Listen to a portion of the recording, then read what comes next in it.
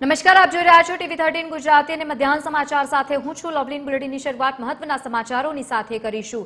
રાજ્યમાં વધુ એક ભરતીમાં કૌભાંડનો યુવરાજસિંહ જાડેજાનો આરોપ લગાવવામાં આવ્યો છે.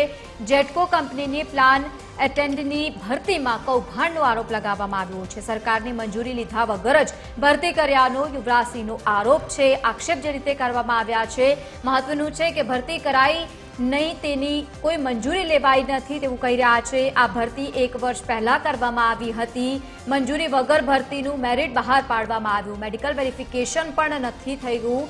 વિભાગે જાતે સ્વીકાર્યું કે અમારી પાસે ભરતી પ્રક્રિયા કરવાની મંજૂરી નહીં.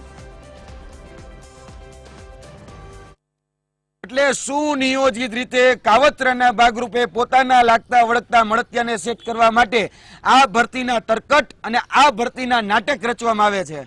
આમાં પણ કોઈની ભરતી એટલે કે પીઓની જે પોસ્ટ હતી આ જેટકોની અંદર એને ટ્રાન્સફર કરવા માટે PA 1ની પોસ્ટ જો કરવી હોય તો એના માટે પણ મંજૂરી લેવી જરૂરી હોય છે. યુનિયનને સાથે લેવા જરૂરી હોય છે. આવી કોઈ જ પ્રોસેસ એ આમાં કરવામાં આવી નથી.